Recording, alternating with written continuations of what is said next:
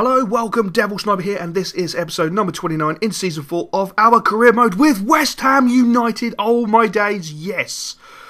And I've got to say a huge thank you again to McVitie's. It seems like I'm thanking McVitie's every single episode, but I have to thank McVitie's. Now they've firmly taken over the club, they injected £500,000 straight away to allow me to go out, offer the contracts to a few youth players in terms of Robin at centre-back, Florian as striker, as you can see, 16-year-old and 6'8", who is absolutely fantastic, and one of the Tremel brothers. There is 3 of them currently on our books. 2 of them are too young to actually sign full forms, but we have signed the oldest one, 16 years old, Tremel. He will actually be on the bench for the game against Everton.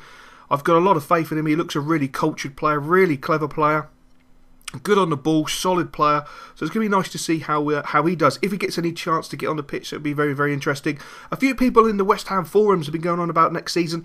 Next season should be as well. Hopefully, fingers crossed, touch wood, we do well in the Champions Cup, we do well in the league. A finish top 5 would be fantastic. Get some money in from McVitie's. Rumoured to be 17 million, fingers crossed, as long as we can finish top 4. McVitie said they'll give us £17 million.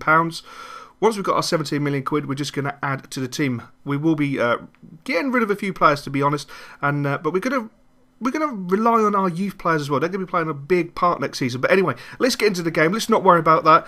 And a great throw in there into Stefan. Stefan knocks the ball out to Casemiro. Casemiro has to go back. Nothing really on. Everton holding a really tight defensive line, every man behind the ball, making it very difficult for us to break him down. Eduardo has the ball, has to turn back inside, tries to play the ball through to Isco, but it's given away, which is really uncharacteristic of Eduardo, as we know. But Everton on the counter-attack, great defending there by Stefan, but Stefan sloppy, gives the ball away, great crossing and a huge save from Butland as normal, and it looked like Indy was able to get the ball away. Gudetti breaking down the left-hand side, has to turn back inside, all the time in the world, has the shot, great block, and oh my days, how did Adrian not stick that home? How did he not slot that in the bottom corner? Absolutely unbelievable miss. Probably miss of the season, I would say. Miss of the entire career, I would possibly say. Great corner swung in, great header, and that's an easy save. No, it's gone in, it's gone in, oh my days. It's gone in, I don't believe that. We're going at half-time 1-0. But Kolka went up for a huge header. The keeper looked like he had it, but he palmed it into his own net, which is unbelievable.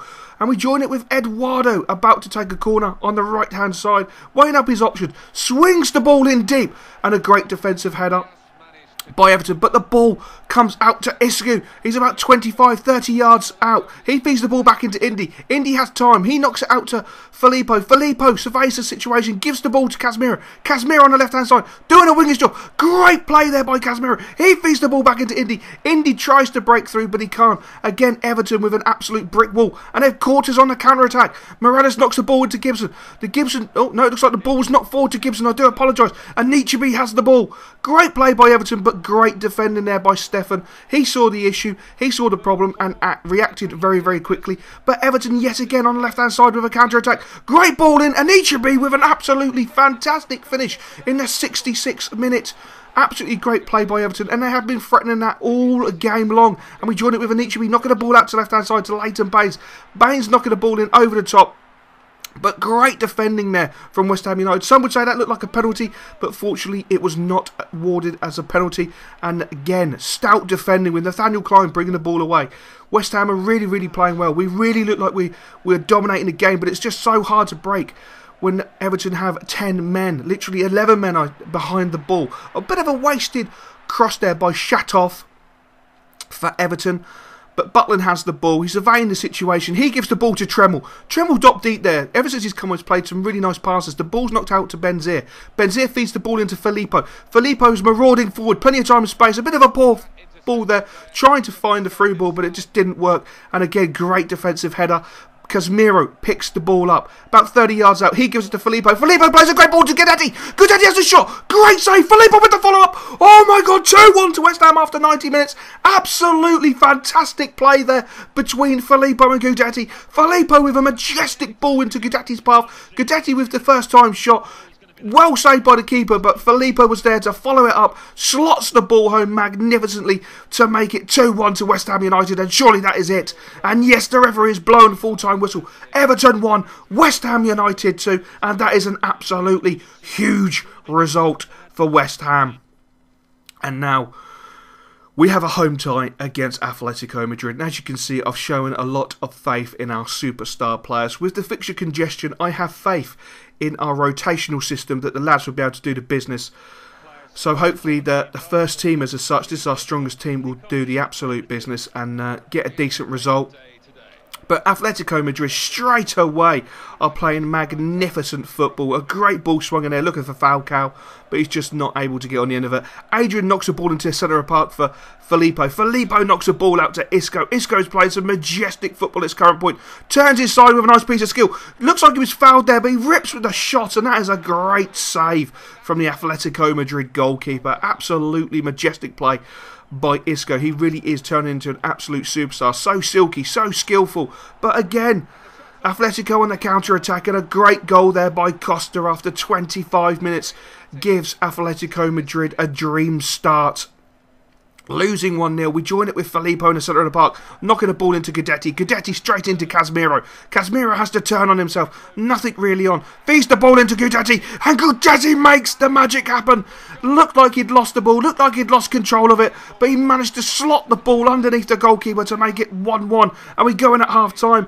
West Ham 1, Atletico Madrid 1. The aggregate score is West Ham 2, Atletico Madrid 1. An absolutely dream for the West Ham fans, for the Hammers fans in the ground who are making so much noise.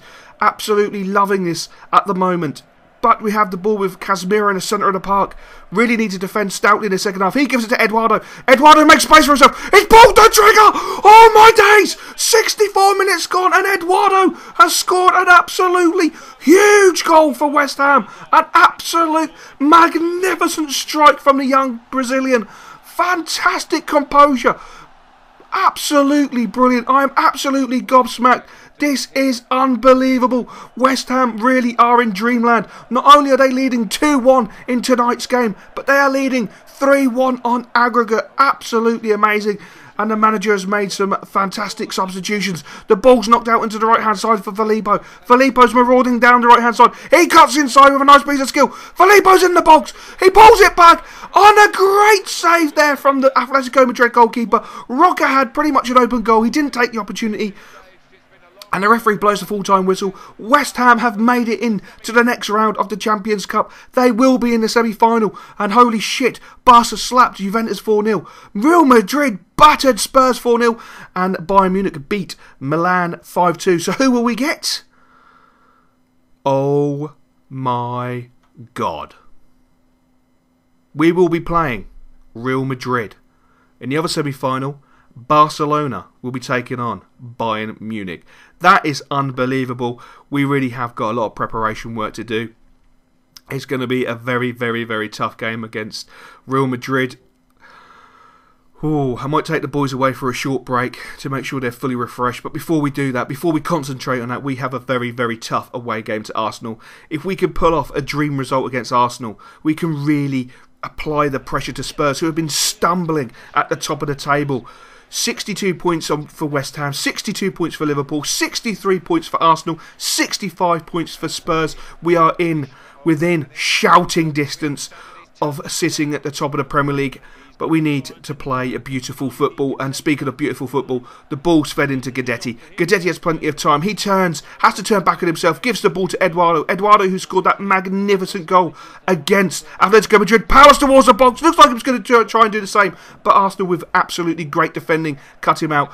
Cazorla with the ball. A great ball over the top into the path of Walcott, and Stefan with magnificent defending there. And again, Eduardo has the ball in centre park. He plays the first high ball through to Adrian. Adrian has time. He has space. He's in the Arsenal box. He pulls the ball back. It comes to Guidetti. That's a great shot and a great save by the Arsenal goalkeeper. And Arsenal are lucky to bring the ball away with Gibbs. And again, Arsenal breaking down the left-hand side with Santi. Santi's got the ball, using his Spanish skills, his silky Spanish skills. Down the left-hand side. He looks to get to the byline, pulls the ball back. That's a huge save by Butland. Absolutely huge save by Butland. And we managed to clear the ball, but Arsenal are back on the attack. No. It looks like the referee's blowing for full-time. Half-time, do apologise. Absolutely great attack there by Arsenal. This game has flown past so quickly, it's unbelievable. Kolka with the ball at the centre-back position. Nothing really on for him. No one's really moving. Jess Rodriguez comes for the ball. He knocks it into Benzir. Benzir knocks it into Roca. Roca knocks the ball back into Benzir. Benzir is in. That's 1-0 to West Ham United after 80 minutes. An absolutely audacious goal. Great interlinking play by Benzir and Roca. And Benzir goes over to the Arsenal manager and celebrates. That could mean something, but we'll have to wait and see. It has been rumoured that Wenger has been slating West Ham in the media, but we'll talk about that in another episode. But Arsenal back on the attack. Great ball in. The ball comes to Ramsey. Ramsey with a shot. Bottom with a save. And oh my days. He's followed it up and slotted the ball home. That's really injustice. Unbelievable. Unbelievable. But the boy finished it, so it's fair play. Great saving originally from Butland, but Eduardo has the ball in the centre of the park. He knocks it to Jess Rodriguez. Rodriguez powers forward, cuts inside. It's opened up for him. Rodriguez! Oh my days! 88 minutes. Jess Rodriguez has just slotted the ball home. Absolutely magnificent. He celebrates by the Arsenal manager. Unbelievable celebrations. The West Ham away fans are going absolutely ballistic. What a finish from Rodriguez. The referee blows the full-time whistle. Arsenal 1, West Ham United 2. And we now have a very tough home game against Norwich City. As I said at the beginning of the video, unfortunately, due to my PVR deciding to turn itself off because it's just a moody motherfucker, we didn't get the second half. I had to switch it back on right at the end of the game. As you can see, though, we have changed the team up. Tremble will be making his debut, which is going to be absolutely fantastic. And Norwich start off really, really brightly. Great ball played in, and they score after 15 minutes. I have no idea even how to pronounce his name, but it was a decent finish.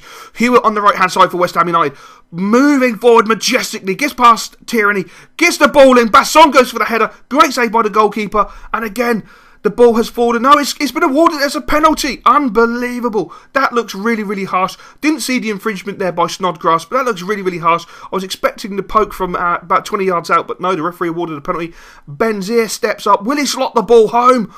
Of course he will. When you need to score the big goals, your big players deliver. And Benzir, after 19 minutes, delivers an absolute sucker punch blow to Norwich City. Gabbs has the ball 25-30 yards out. He spreads it to Ravel Morrison. Ravel Morrison on the left-hand side, using his silky skills, trying to create something. Feeds the ball into Gabbs. Gabbs 20 yards out. Oh my days!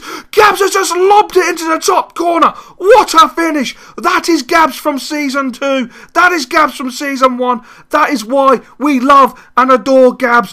What an unbelievable finish in the top corner. Absolutely majestic.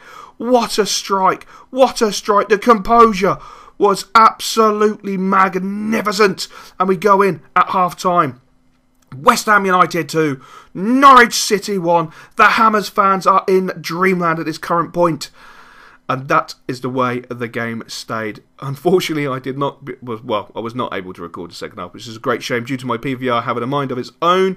But there we go. I really do apologise about that, guys. But we did win 2-1. The second half wasn't very exciting. I went quite defensive and pretty much held out for the win, to be honest. It was squeaky bum time at some points. Butland came up with 2 huge saves. But we're just going to have a quick look at the season stats to finish off this episode. Slightly longer than normal. I do apologise for some of the background noise. My next door neighbour decided to drill a wall. What an absolute fucking arsehole. But what can you do? Anyway, West Ham United are in dreamland. We are top of the table. 20 wins, 8 draws, 3 losses, 55 goals, 26 against, plus 29, 68 points, 2 points over Spurs. Were we not 10 to 12 points behind Spurs during this season? I can't believe Spurs started off so well. They have really gone through a bad piece of form. I mean, they've lost 5 now, drew 6. So, question is, guys, what's your prediction? Champions Cup, put your predictions in the comments below and where we'll finish in the league. I'm going to catch you later. Cheers, guys.